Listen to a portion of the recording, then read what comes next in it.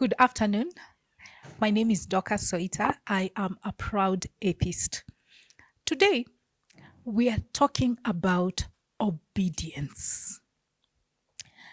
We will begin with a definition of the term, look at its usefulness or advantages in society. Then we can look at its downsides. Afterwards, we will explore the role of religion in fostering obedience. Then we'll look at civil obedience and free thought as the final subtopic. What informed this discussion today? It comes from the fact that we live in a system, we live in a society that is structured by systems. And sometimes those systems might be benefiting other people at our expense. One of the tools that they use is obedience. The expectation that you will comply with what they are doing. When you ask atheists, like the way we are gathered here today, what is your identity? Introduce yourself. Somebody will say, I am an atheist, a humanist, a free thinker, a philosopher, words like those. That one of being a free thinker is what attracted my attention, because it often requires you to shun blind obedience. But I might have gotten ahead of myself with all of these terminologies. We'll get into the downsides of obedience later. For now, let's begin with the definition. What are we talking about? Obedience, according to the dictionary, is complying with commands, rules, or authority and doing what you are told.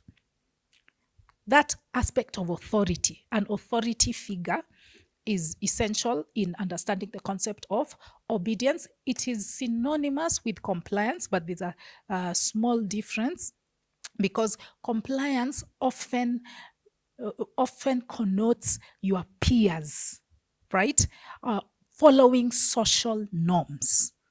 That is compliance. Obedience, that one often comes from an authority figure. So when you think of a child obeying their parent, that embodies it. A soldier obeying commands, or somebody in road traffic obeying traffic laws. As we said, it is complying with laws, authority, or commands, and doing what you are told. Yeah. Or when you think of personal relationships between a husband and a wife, you obeying your husband, that is another example. We have it in the workplace.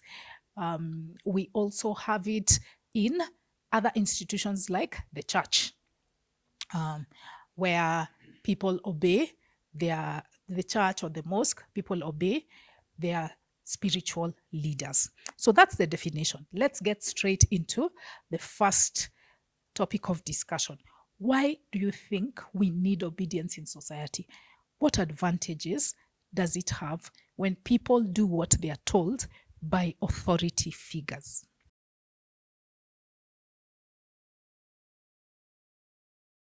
Okay, my name is Tanner, or as pastor, I'm agnostic atheist or skeptical.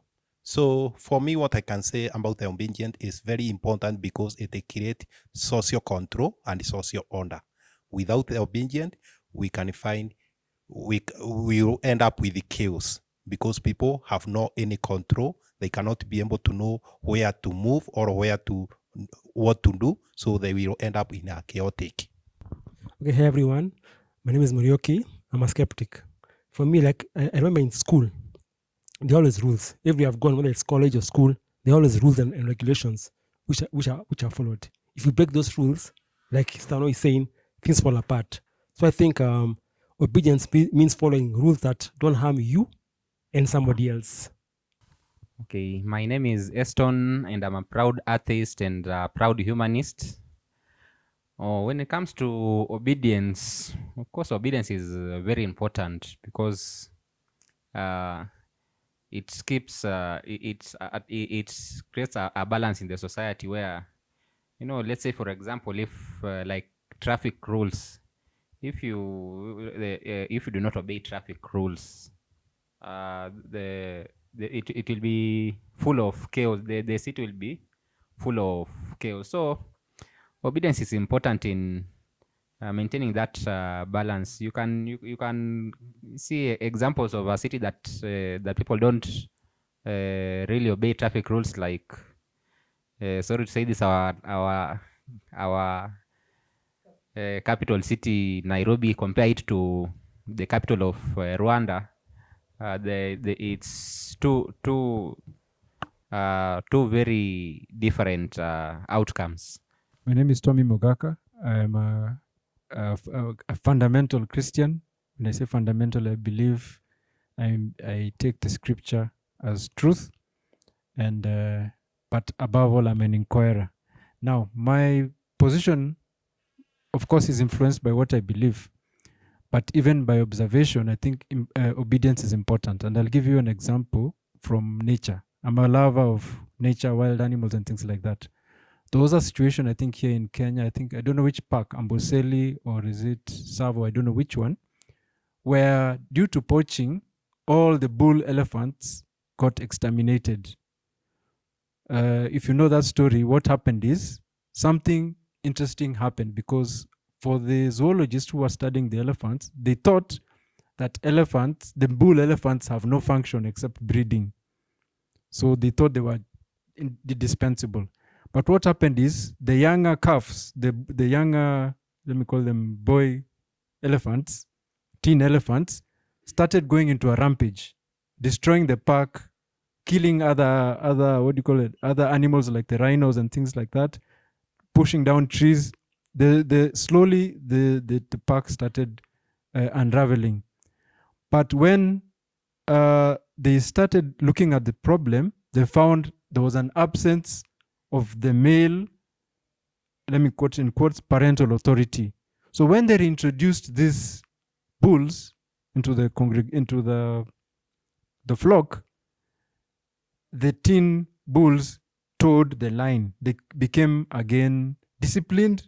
For lack of a better word, they became obedient to the structure of the herd, and there was harmony again. So in my estimation, I think for there to be order, not only for us as humans, but even as wild animals, packs of dogs and lions, you'll see they have a structure which is best for their survival. And I think that's where obedience comes to be handy. Thank you. Okay, before we proceed to the next question, which is what are the downsides of obedience, let me give my contribution as well. I agree with everybody else that it is essential in preserving order. I would also add that it promotes safety. I currently work with children, and there are some children who just don't listen, probably because of conditions that they have. Some of them are special needs children. So this child does not obey what you tell them, meaning that when we open the outer gate, they run off into the road, and some car from somewhere can just come and knock them.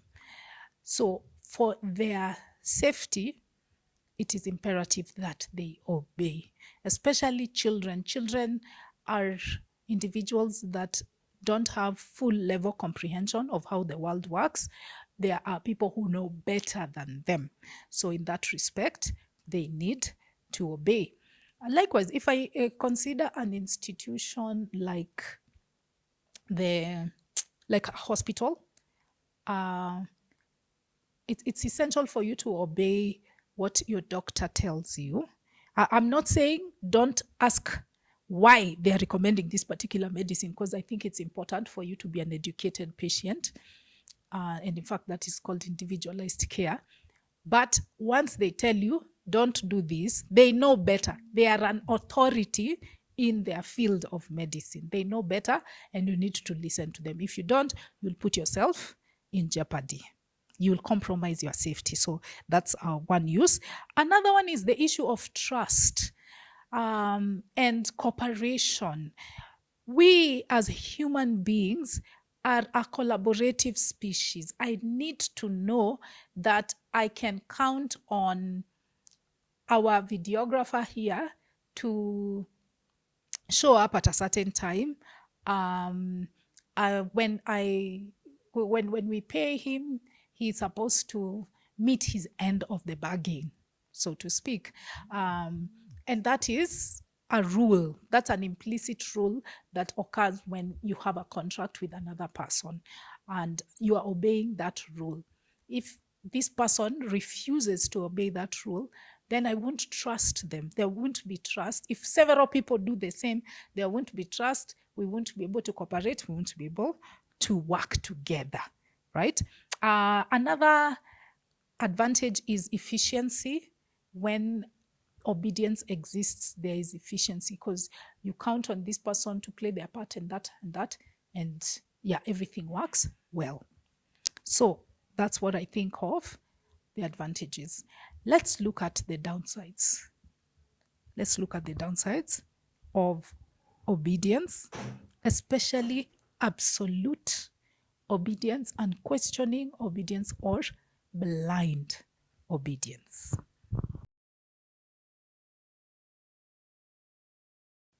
Okay. Yeah, for me, in fact, I want to pose a question to my Christian friend here. You see, I left church because I was told to obey a God. I was in sin. So it started making sense. Like you mentioned, the elephants. See, the elephants are sin. They are missing. Then when they come back, the young elephants obey because they are seeing them. Now, for my Christian friend here, I wonder how you obey a God that you don't see. Because that's why some of us we are skeptics and atheists because it's something we're not seeing. So to me, it's like blind obedience because you're not seeing what you're obeying. So I want him to answer that question. Thanks. Thank you for the question, Brother Miruki. I'll use the example again that you've given us for the elephant. If you've looked at the way the elephants operate, they have a matriarch. And the matriarch is the law. And the matriarch knows the way.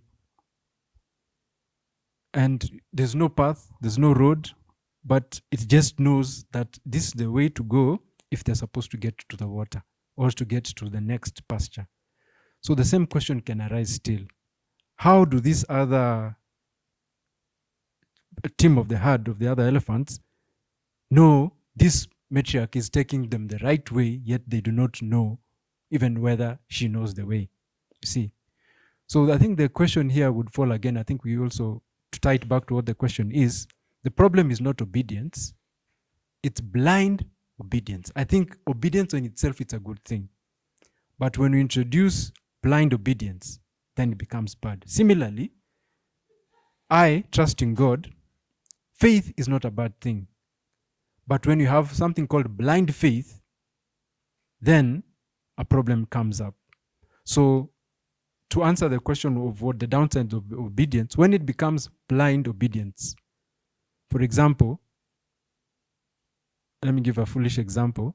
We are told when we're in school, when you're crossing the road, you look right, you look left, look right again, and then if there's no coming. So imagine you didn't get that last part of the information if there's no coming, car coming, you see. You would cross and get hit, right? So the question is now, when we have blind obedience, then our judgment is suspended, and that's where the problem comes. Our reason or the ability to decide what the situation is. If you're a pilot, you have to have, the instruments will tell you this, but your judgment will tell you whether that decision, as much as it's what your bosses want, whether it will be the right thing to do. We can even turn it to ourselves. Is it possible to obey yourself? Let me just assume it is. You set rules for yourself. Tomorrow you'll wake up at 5, and tomorrow you'll have a plan for the day, but you refuse to follow your own rules. So I think we need to have a way in which we understand the terminology where it is, obedience is good in itself as a thing, as a concept. It only becomes bad when it is blind or does not have, what do you call it? It doesn't allow you to think, to make adjustments to think through it. Okay. Some of the disadvantages of obedience, which she meant absolute obedience, some of them can be, number one, it suppresses your freedom of speech. Like, yeah, we are Africans, so obviously we know we are always supposed to obey what your parent says. But sometimes your parent can be wrong, but because you are told to just obey whatever your parent says, you don't have even the freedom to even call out your parent when they are wrong, or when you think they are doing something wrong, because you are just told to obey. Yeah, your freedom of speech is taken away, or even if you feel that they are discriminating you in a certain way, because you are told to obey, you cannot even question their decisions. Secondly, it's also in a certain way it can suppress innovation or change if someone wants change. Like maybe you've been in a system that you do things in a certain way, but you have ideas that can make a change that will make the lives of those in your surroundings better. But now the ones who are in charge of the system, if you are supposed to just obey, you can have ideas, but then because of that, I don't know, you are supposed to obey authority. You remain rigid. Okay. For me, I think obedience it depends. So just the way Mogaka have said, you have first of all to evaluate to see the thing that you are told to obey, whether is it necessary to obey or to disobey. Because something you find when you obey, you end up causing a mess. But if you refuse to obey, it will be better. So sometimes it's going to use our own judgment to see something whether it's necessary to obey or it's necessary to disobey. And also I may touch about, for example, for me, I totally disagree with obeying something that command that you don't know where it came from. For example, I cannot just obey a book because books say you must do this and this. I cannot simply obey that book. I need to put that book aside and then do what is I think is right or what is right for humanity, but not what the book say, because I don't know who wrote the book and what the intention of that book. I'm saying that for the sake of the religious, because you may find a religious text that says something to do, whether it's right or it's wrong. It's not good to obey, but just to follow what is required for human being to flourish. Thank you. Yes, I agree with everyone else on the disadvantages. Okay, most of you.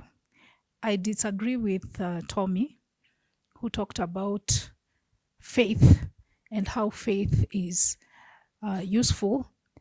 Faith in the religious context to me is always a problem, because it is founded on false beliefs, on a false idea, which is that a God exists. So everything else that springs from that is made up. And it is often made up by people who have the intention of controlling and manipulating you. That brings me to the first disadvantage of obedience, or especially absolute obedience. Often it can lead you to be susceptible to control and manipulation. As I gave that example of religion where people are controlled and you are told how to live, how to eat, who to marry, who to interact with, who to do business with, how to raise your children, all these things, and yet they are based on something that is non-existent. You see, that's a crucial thing. There are people who are pulling the strings, and those are the people that will benefit from your absolute obedience.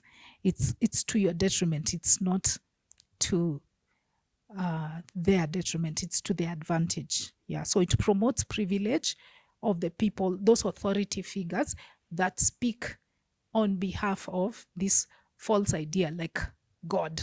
They claim to be speaking on behalf of God, and then they push their agenda. So control and manipulation, that's one. Another thing is what I would call unethical behavior, things like abuse. You see, when we give the example of children needing to obey, it isn't actually absolute. Sometimes a child might have an abusive parent. Okay, they might have an abusive parent.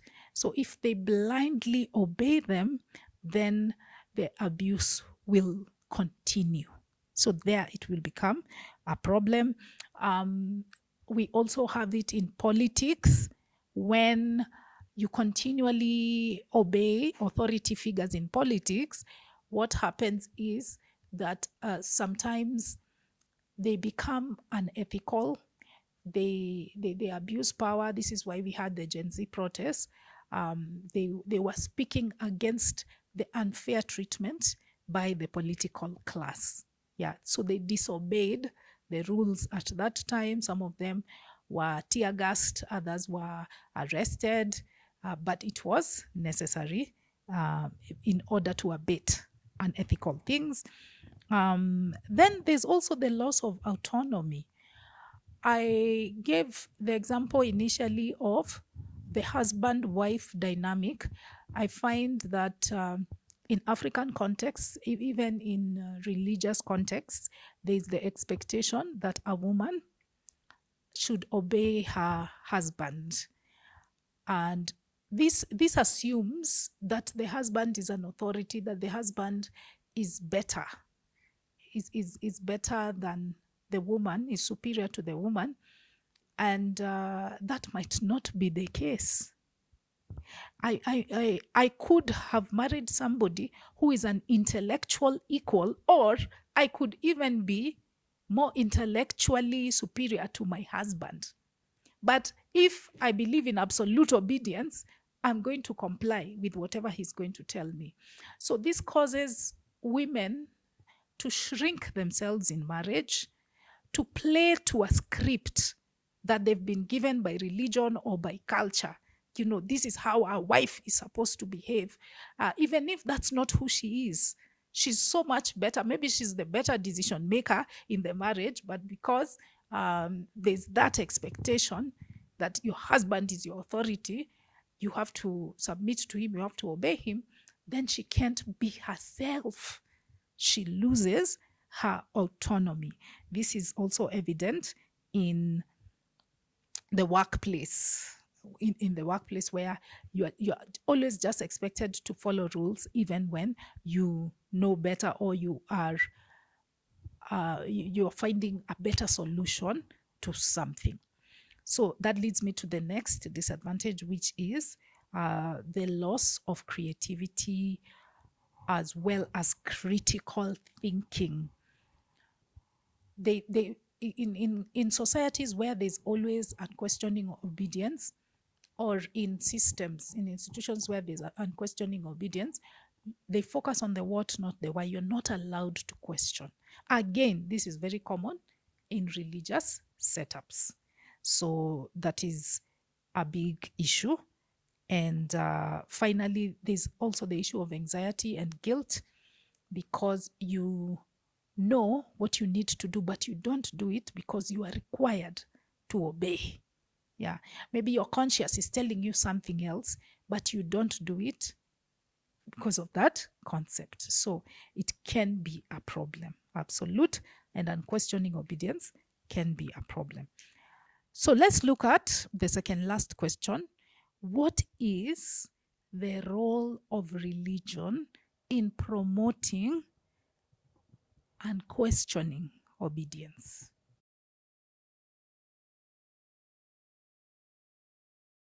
According to me, the role of religion to make people obey is by saying, just obey because God knows better, or the deity know better than us.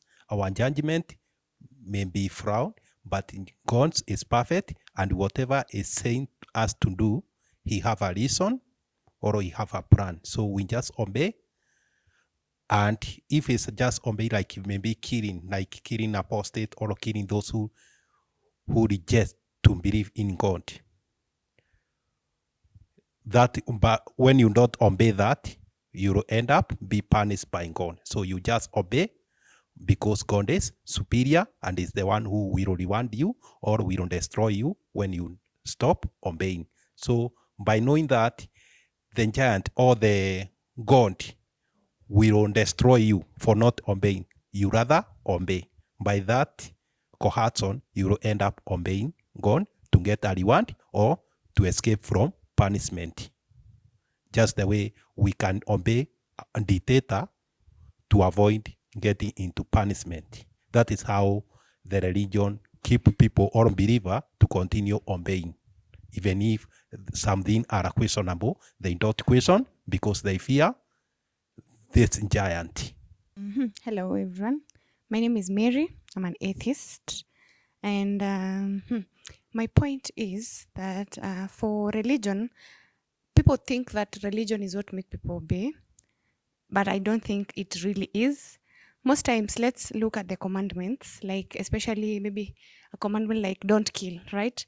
So people don't kill because they are following the commandment. I think they do not kill because of the outcome that will come from that.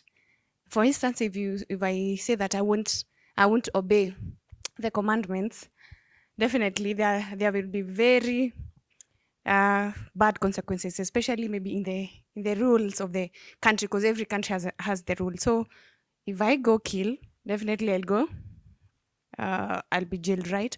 Or something bad will happen. So I don't think religion has any important role in obedience. In obedience, it's just that it was put there, and people were taught and told that it is religion that is making you follow the rules. But in real sense, it's not religion. It's the consequences that comes with not obeying or not doing what you're not supposed to do. Thank you.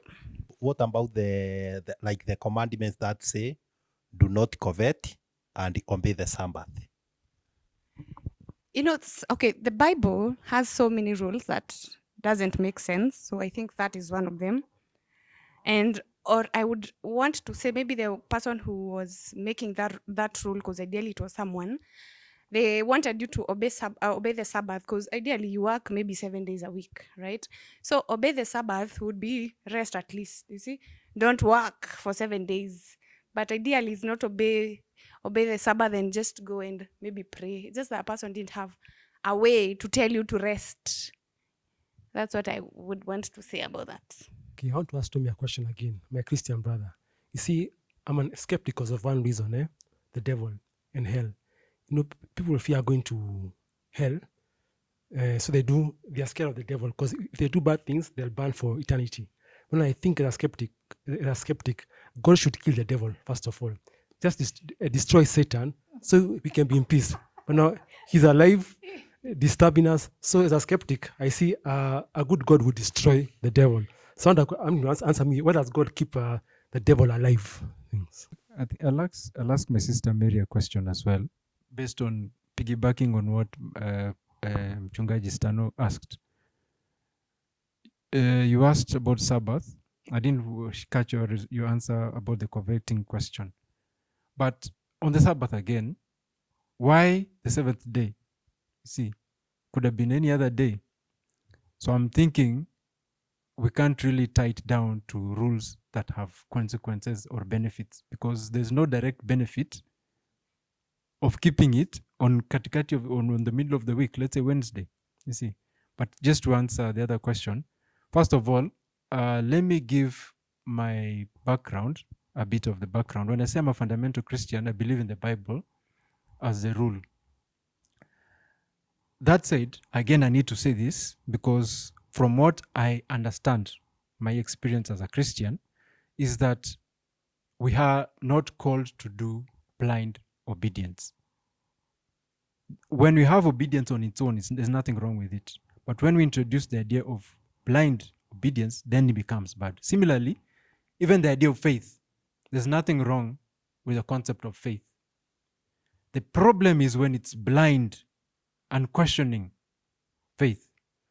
I'll try and capture how our church, let me give the example of my church. I'm a Seventh-day Adventist Christian, and that's why the question of the Sabbath is important to me. In the church structure of our church, we can, the way it's organized, I think if you did CRA, you studied this. The way each structure has its own structure. Now, I perceive that it's possible that we're having an idea of a church where there is no word against the pastor. But that's not the reality in many cases. And I don't know about other ones, but let me give our case. In our church structure, the highest authority is not the church, neither is it the elders. It's something called the business meeting, and not even the church board, because there's the elders, there's a pastor, elders, what do you call that? The church council, even the elders have their own council. Yes, but then there's something called the business meeting. The business meeting is all of those people, including the members, have the final say about the running of the church, including the expenditure. And I'll give this example, and I hope I'm not getting into trouble with this. I'll give you an example. In the SDA program, it is the church business meeting which votes and decides how to spend. Now, I can give you an example. Sometimes we need to separate rogue behaviors of religious leaders from scripture or from Jesus Christ. You see, I'll give you an example. Sometimes the church leadership might, now when I say church leadership, the higher guys outside the main church, the local church, can want the local pastor, because they're the ones who post them, to do such and such a thing. But when he brings it to the congregation rejects his idea and tell him, no, you cannot do that. What happens? He's put into Siberia. He's taken to, as a punishment, to hardship areas. So in short, what I'm trying to explain to you is that it is not always the case that the church is a source of it. In my position, in my definition, I believe atheism itself takes the connotations of some, like a religion. And you go against them, you can even be castigated because of going against what the mainstream atheism position would be. My name is Benson, an agnostic, and I would love to say something in regards to how religion or religiosity might shape obedience, and specifically blind obedience. I think one of the ways is the fact that religiosity in itself is often, we can say always, but it's often based on convictions of something that you really can't verify. So that beginning point in itself is there's a lot of blind spots in that. And now when you get accustomed to that, when you live like that for maybe a long time, or even sometimes a short time, what follows is now the body's or the mind's habit forming. It's the same way things like addictions, things like drug dependency, it's the same way it works. So I would say in that way, if you are used to following orders, I think even in things like the military and even the opposite, that is the militias, I think all these things work in a very, very similar way, that your mind is trained to just obey. And even post the fact, you can still find yourself just obeying things. So I would imagine that religion might shape blind obedience in a similar manner, because as a religious person, at some point, and I think always, not necessarily always, but a lot of times, you really will be required to obey stuff that you can't explain, that you can't understand, that you can't even justify a lot of the times. And once your brain or once your mind is used to processing things in that manner, there's a very high chance that you will end up doing the same. I think in psychology, there are things they call habituation or stimulus, transferability, things like that. So like your body, your mind just gets used to that. So even post-religion, assuming you quit religion, you might find yourself still obeying things, possibly because they bear some close resemblance to religious figures. Like, for example, if it's an authority, for example, I think all religions, whichever religion, they teach obeying authority. There is no religion that doesn't teach that.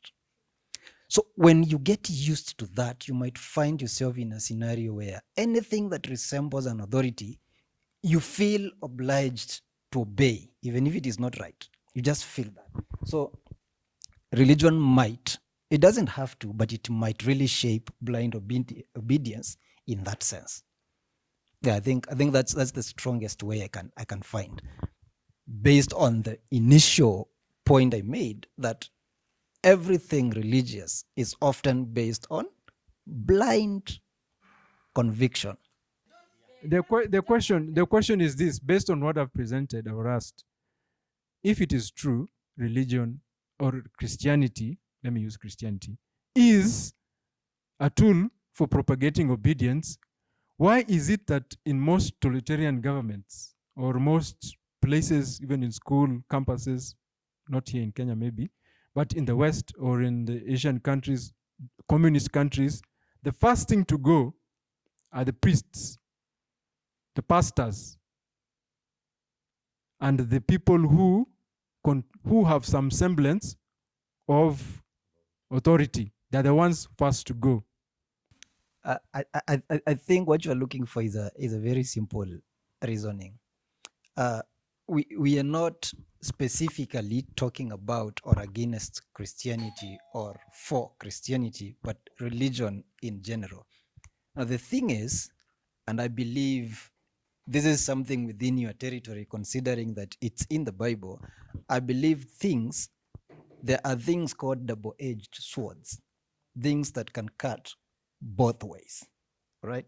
That means something can be a tool for construction and also a tool for demolition in the same effort. So with that being said, I want to give one thing to you. You said that Christianity, or actually specifically the Bible, because the Bible and Christianity are not synonymous. They are not.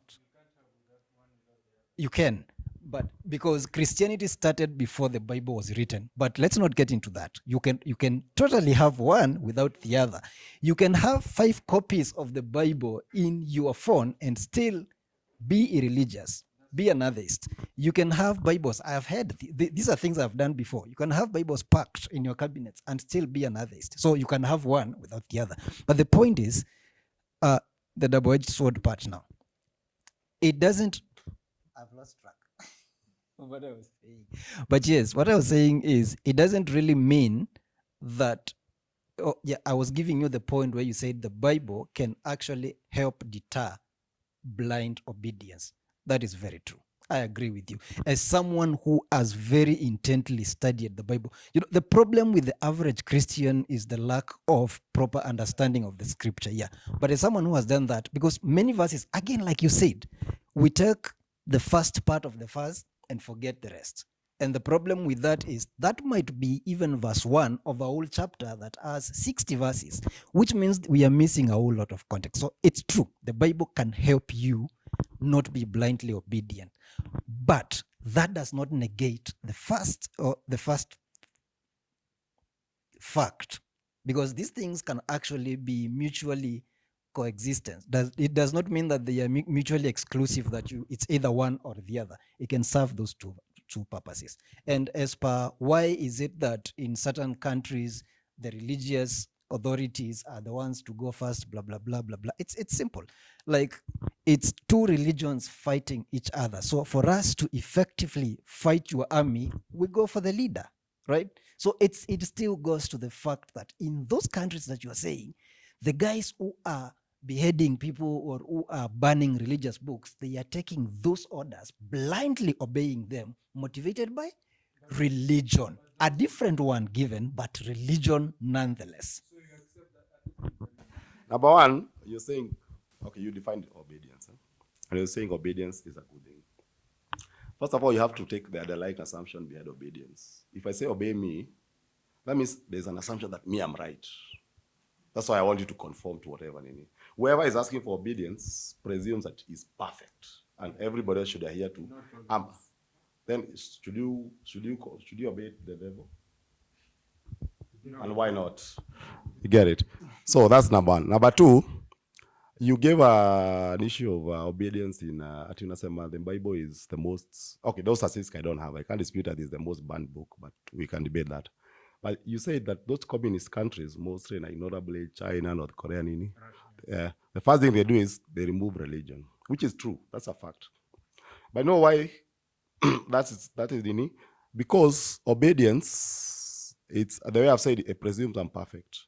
So if I assume I'm a perfect and you want to obey another person, then I'm going to be jealous or want to remove that. So what they do, they remove one obedience to God, they replace it with obedience to a human figure, which obviously that's what they do. That's why in North Korea you cannot worship any religion because they think, oh, Kim Jong-un is the perfect person. No. So you're basically substituting one obedience with the other. So it has nothing to do with the religion or the substance matter, whether the obedience is a good, the merit or demerit of it. You get it? So is there a country where atheism is banned? Yeah. Which one? Atheism is banned. No? But there's countries where Christianity is banned. Yep. Why do you think so? Because the Christianity is unlike atheism, Christianity demands obedience. And as I've explained, you cannot obey two masters. So when one master gets involved, the other has to replace the other master. The reason why it's banned in North Korea and China and is because communism, the leaders think they're better than Christianity, so they demand conformity. It's like it's a war between two masters. That's the simple answer. So why wouldn't they ban? And many Muslim countries ban atheism. For the same reason. Islam. So Benjamin Dib will be correct, saying yes, there are countries where atheism is banned. Which one? Muslim countries, Saudi Arabia, apostasy. Apostasy is different from atheism. Apostasy is living religion. It's not, you can be born an atheist. Yes, by extension. By extension, it will mean. Let's not split the hair. Yeah, actually, now I correct myself. There are actually places where you cannot be freely a Christian or a religious or even an atheist. You're allowed to express your alternative religious other than the one that is the national Islamic whatever. So that's the point. So, but the whole point now makes sense. The reason why they ban atheism is the same reason they ban Christianity, because they think they are the masters, and we cannot have two masters. So the same reason why atheism is banned in Saudi Arabia or Qatar is the same reason why Christianity is banned in North Korea. Is the reason why it's also banned in Russia, because there's someone who think I know it all, I'm perfect, and nobody else should be a master other than me. That's the whole point. So don't make this special need for Christianity. Oh, we are victimized, we are killed. I mean, this Jew got to be part of for a long time. I don't think. Okay. When you talk about the role of religion in obedience, it's plays a part, especially when you are still a child. Because when you are a child, you are told the consequences of not obeying is that you'll go to a place called hell, or you'll be there's a certain severe punishment that you'll receive for not obeying.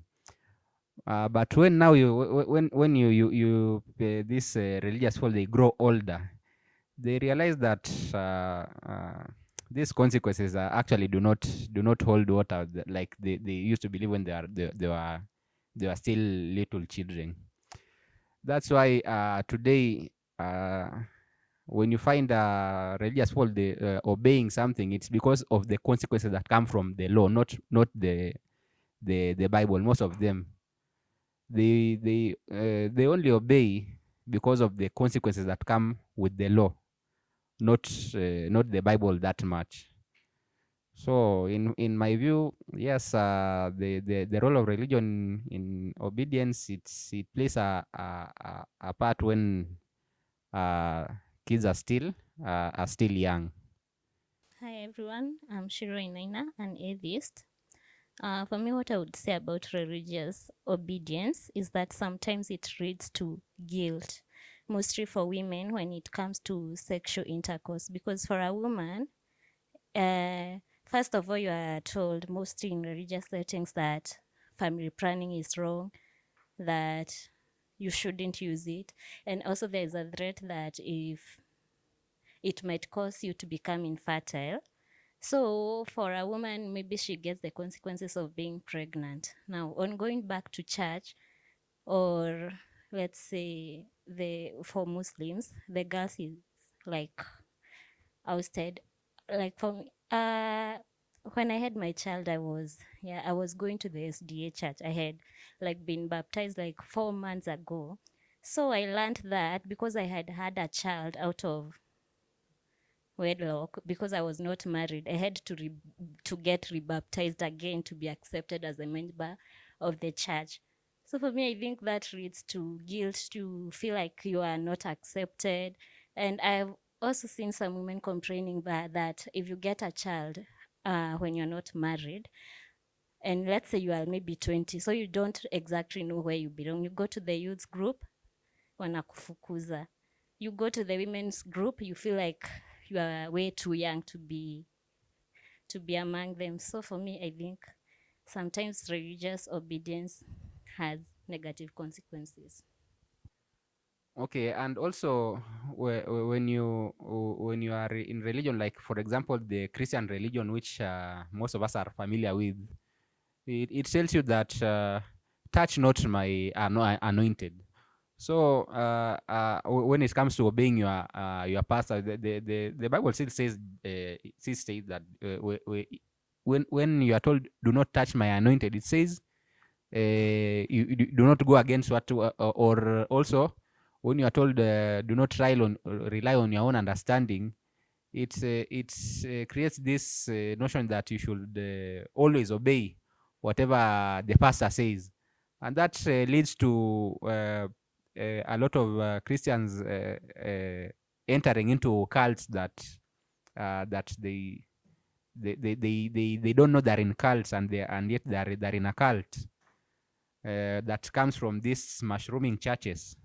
So that's another thing that religion creates. Is it makes you enter a cult, and when you are in a cult, which I think even Christianity as a whole is a cult. But when these subcults that come from these mushrooming churches, obeying your pastors always, they use you financial, and you find that financially you are always giving your pastors everything, and you end up losing everything, like some people who sell their property and give their money to their pastors, or even leading to losing your own life, like we saw in Shakahola. For those who are familiar with the stories here in Kenya, with the guy Mackenzie. Hello, my name is Brian. I'm a Christian, and concerning the debate that's ongoing, I'm just curious as to maybe I can contribute. I can say this: yes, religion has been used as a tool to direct or influence the decisions that people make in society. That has been happening since time immemorial.